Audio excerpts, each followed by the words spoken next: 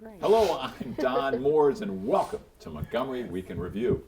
The Marland House of Delegates has passed an act that's going to be aiding immigrants to our state. It's called the Trust Act. And Graciela Rivera-Oven, who comments for this show on a regular basis, has this story and so much more. EveryMind, formerly known as the Mental Health Association, has lots of programs. One of them is called Supportive Housing. Villy Iranpur, a caseworker for supportive housing, is here to explain. Leadership Montgomery, I have to say, as I'm a proud graduate of Leadership Montgomery, it's been here in Montgomery County helping to improve our community for many years now, about 25 years, I believe. And here with us today is Marie Taylor.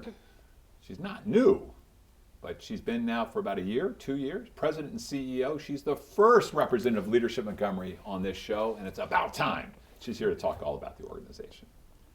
Colon cancer is dangerous, especially if it's not detected early. Henry Hailstock, who comments for this program on a regular basis, has the details on this important subject as he does on so many others. Thanks, Henry, for being here. Gracie. Hello, Don. How can we not be trusting? What a great act. But before we get into the Trust Act, this whole immigration stuff that we're reading about, the new administration and the enforcement. Ban number 2. We got the ban of the 6 countries. Correct. Boy, oh boy, it really impacts Montgomery County, doesn't it? Absolutely. And then there's talk about separating families who are entering the country from their parents, like children from their moms and dads.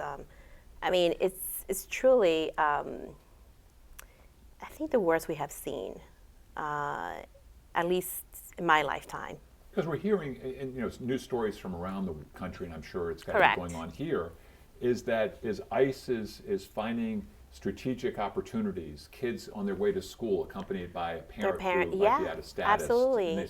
And then the word spreads and The fear that, see, and I think people understand that we have families.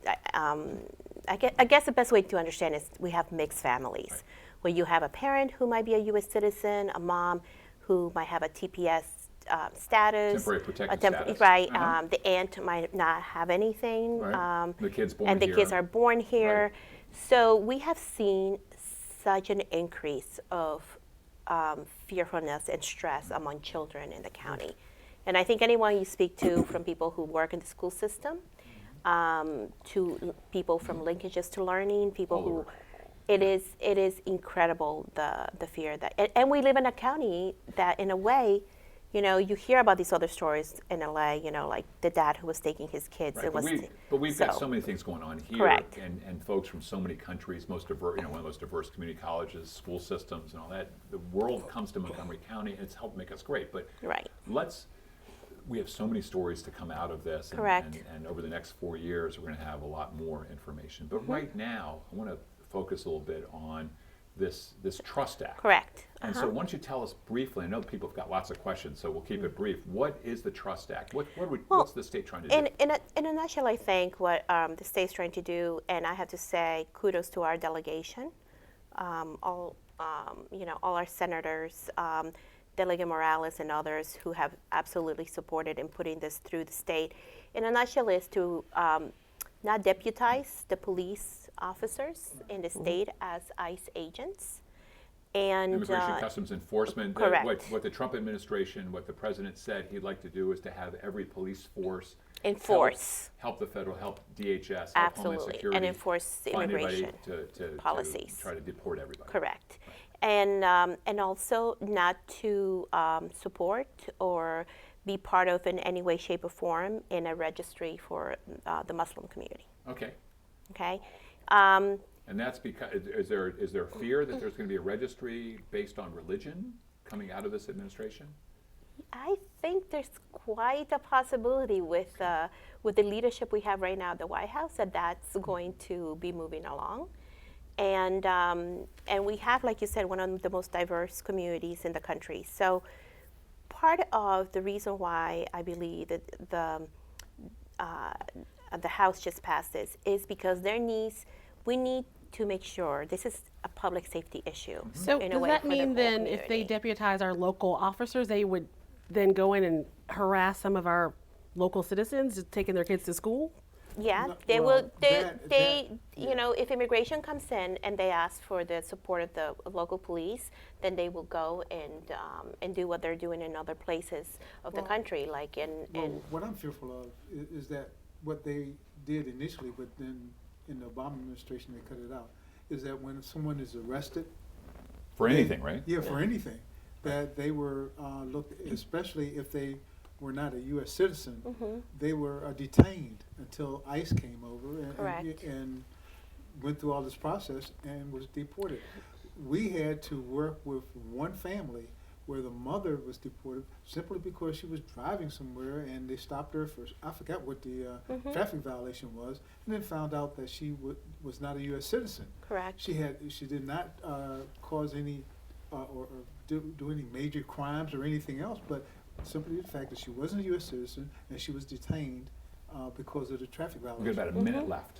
No, and I think part of the issue is that this is a public safety issue for the whole community. Yes. We have cases in this county where homicide cases, which they were resolved because the undocumented community came to and Right. said, you know, we have this information.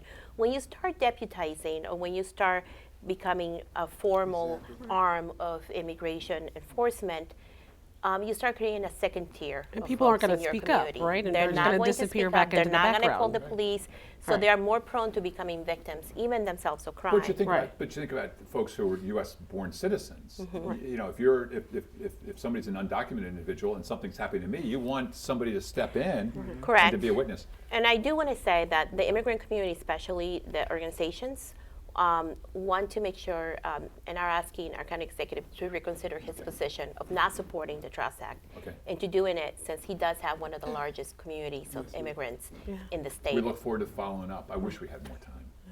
This could be a whole show on this, right, guys? Yes. All right, well, let's continue. No. Gracie, thank you so much. Sure. All right, coming in now from immigration, and now we've got people who have other needs, and probably a number of them are immigrants as well. Villy, welcome to Montgomery Week in Review. This is your first time on the show. Yes, it is. Thank All right. you Well, for listen, having it's me. going to be easy, I promise. Okay, perfect. Let's first start with EveryMind. EveryMind used to be Mental Health Association in Montgomery County, and they changed it September 15th to represent more of the work that we do. And we want to, I guess, start conversations regarding mental wellness versus mental illness. So when people think about mental health, they think about mental illness right away. So a recognition that we're all fragile human beings. Yes. We're all people who ups and downs and all Yes. around, and let's make sure that we're on top of things. Let's turn it to the supportive housing. We had a little discussion prior to the show Yes. where I was asking, you know, what's the difference between subsidized housing and supportive housing? And I thought you know, your response was really illuminating. So maybe you could help us with that. So supportive housing is subsidized housing with wraparound services. So as a case manager, I am connecting my clients who have subsidized housing to other resources around the county because they have other needs. Okay, easy. Yes. Yeah. So what are some? I mean, it's not easy. It's easy. I mean, that's a great way to look at it. What are Right. some of the services? I know everybody's got questions, but what are some of the ways that you help as a case manager? I schedule and make sure that they're going to get their primary care doctor, like just annual checkup. We make sure that they're seeing their psychiatrist and their therapist. We basically work with their landlords and their property managers to make sure that they are getting the support that they need in their space. What about What do you work? need? I'm sorry. What do you need to qualify for this program? Like, what are some of the requirements? So able. so Good for question. my program, it is you have to have a diagnosed disability and have to be homeless. So, like an SSI, as they call it, like a disability by Social Security, or just a documentation from Just a doctor? from documentation from a doctor. Okay, and you have to be homeless. And you have to be homeless. How many yes. clients do you serve? I serve between 30 to 35. And as an organization, how many do you all serve? as the organization in my permanent supportive housing, there's about 63. And I clients. would guess that there's not enough spots for people who actually need the program. No, there isn't. And we are doing interviews and doing intakes. We get our referrals from the Housing Commission, and so we work with them. They do the interview, and then we assist with housing them throughout the community. So what happens to all the people in the community who need services and there aren't anyone to help them? Well, there are services to help them. It's just there sometimes is a wait list. And we also have the homeless outreach program, which is more hands-on to the street outreach. So that way EveryMind can take referrals right from the homeless outreach program. What do you do with those that have a job? How do you follow up with them at work to make sure that things are going well for them at work? After work, we schedule, it's phone calls. Sometimes I stay after my hours to make sure I can meet with them after work, because we encourage independent living. So we want people to work if they can. And there is quite a bit of my clients that have had previously full-time jobs with the government, and life happens and then they end up on the streets. So if you're having to stay after hours to do this work, it sounds like there might be some opportunities for people to volunteer. Are there opportunities? Not necessarily in my program, but yes, EveryMind has a lot of opportunities to volunteer. Okay. Do you deal a lot with veterans, or is that? We do deal with Because veterans. we do have a large number of veterans in this community that are homeless. Yeah, so EveryMind does deal with veterans. We have the Serving Together program. So many different ways. So many We've different had ways. Serving Together on here so many times. And what a great program. But I think getting to Gracie's question, in your program, are there veterans in your program as well? We've got a minute left, by the way. 50 seconds. Currently, personally, I do not have any veterans in my program. Is there anybody you can't serve? Is there anybody you're barred from serving?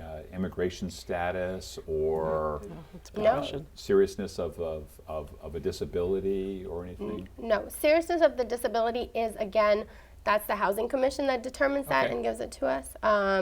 But currently we're going through the Housing First model in Montgomery County. So actually the more severe, the more they need housing. We have just about 20 seconds left. Are you confident? Do you think you'll have graduates from your program? We have had graduates from our program, actually. They go into their own subsidized housing without needing case management great. services. That's So it's good. Really, that's wonderful. Thank you. Thank you, guys, and thank Gracie and you. Billy. What a great first half. Look forward to the second half. We'll be right back after these messages. Yeah, I think it's such a great, that's a great service, but one of the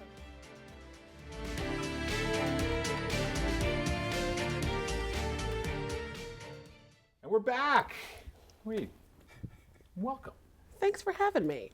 So you were here before, A while wearing ago. a different hat, I was. and now you're wearing a new hat. A giant hat. The president and CEO. Shall we call you President Turner? No, you can just call me Marie. Yes. and it's So- President Taylor. Taylor, what did I say? President, I was thinking from a president from here. Right. But President Taylor. Yes. I like President Taylor so much better. They don't call me that at home. Okay. Right. Leadership Montgomery. Yes. Tell me or tell us a little bit, brief. I mean, you can go on and on because Right. that is your job. It is my job. Leadership Montgomery is fill in the blank. Is the premier organization that connects communities together so that we can improve what they learn about.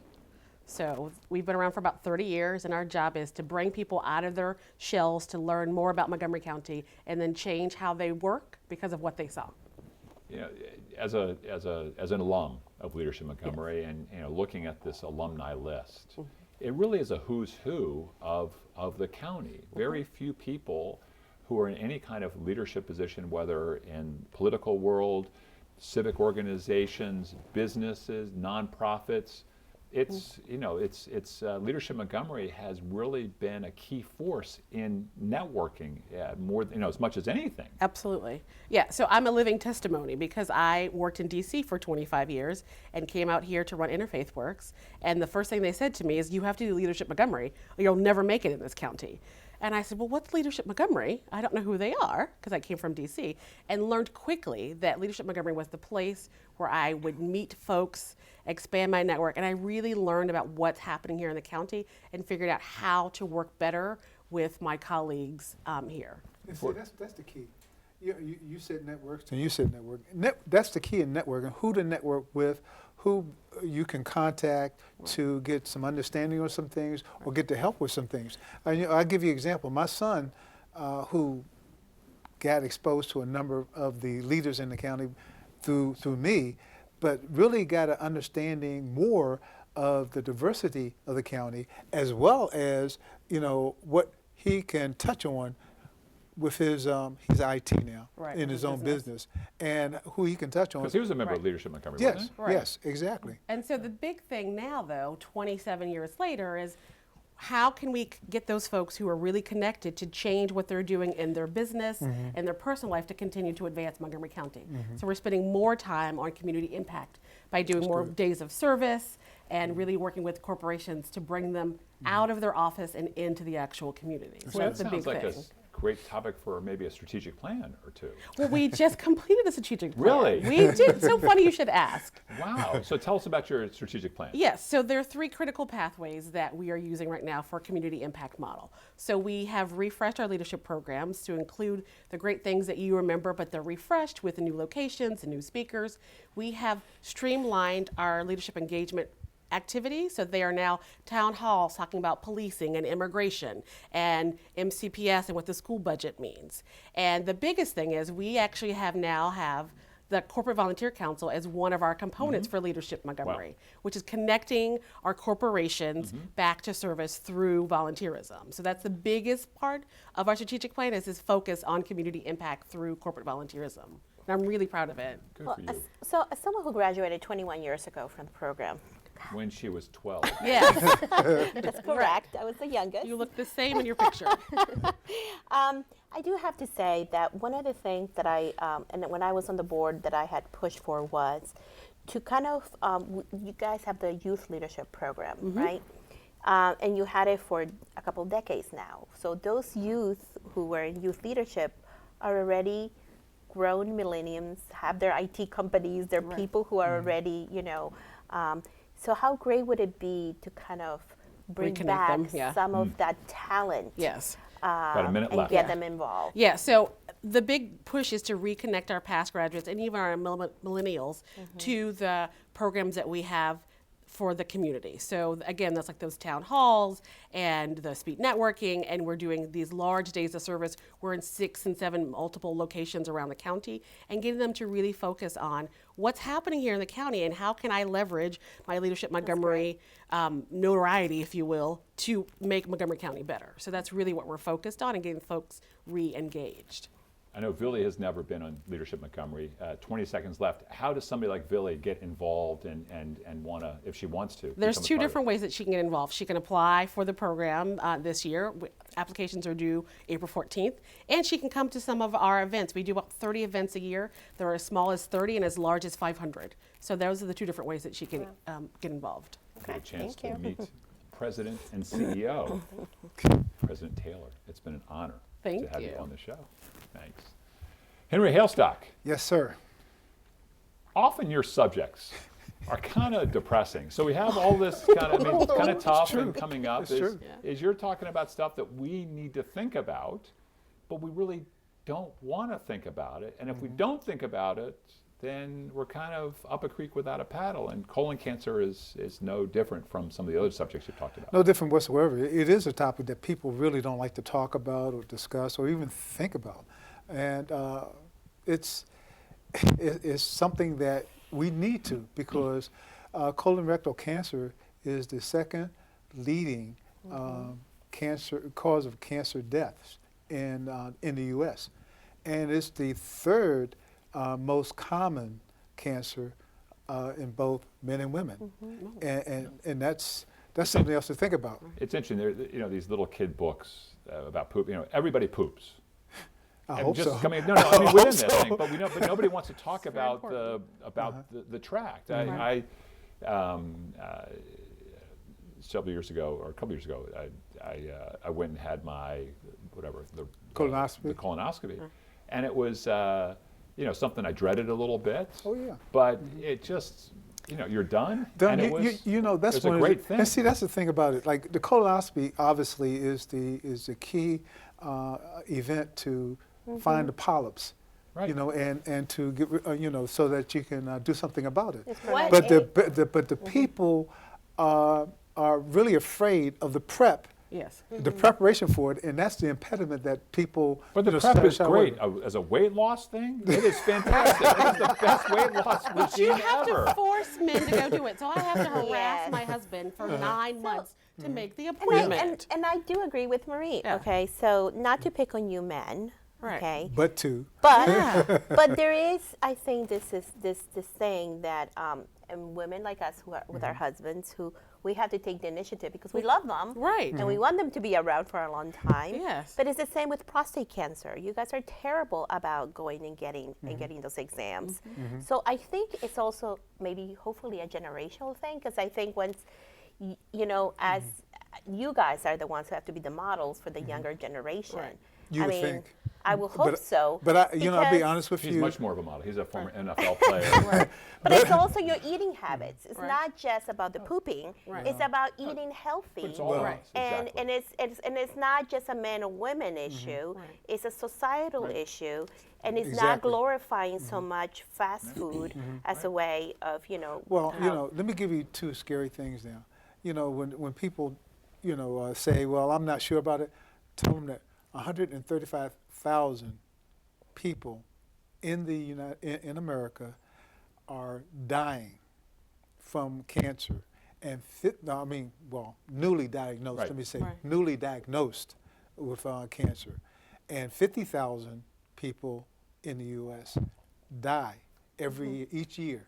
Okay, that's just each year, not just over a year, And- each Right. year. Because they're not getting checked. Right. What Oh, for age several should things. what age should people go and get checked? I mean, people should be going every year Every to year. have a physical, period, and that helps.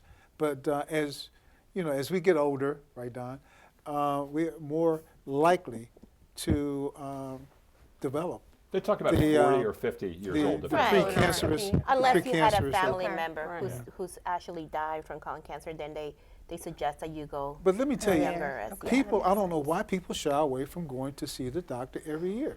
Okay, They're just afraid. It's not. the You unknown. need to do that. And I tell you, when you have some symptoms of a stomach ache,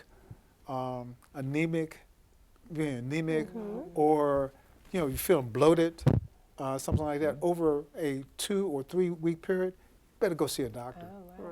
Okay. I'm serious. But a lot of people take these home remedies and everything and try to suffer through it. Don't do Yeah. that. So colorectal cancer, you get you get the procedure, you find polyps. They're able to they address them right then and there. Colonoscopy, yeah. The colonoscopy, it's you're done. Or if they find something that's more major, then they've got to then go on. But at least and they can start treating you. Yeah, exactly. 45 seconds left. You go into the surgery, you have the surgery, you follow up with probably chemotherapy, and if necessary, radiology. But it's bad. I have had several friends who have been diagnosed with it, and fortunately they caught it early, and they're doing fine now. So if you catch it early, it's better. Oh, yes. Most people. Yes, Yeah. yes. And early is the key. But you have people that are afraid to go early on. You have to be So what about proactive. some messaging ahead of time so that people are starting to think about this? It's all about the 15 preventive seconds care. left. Last board.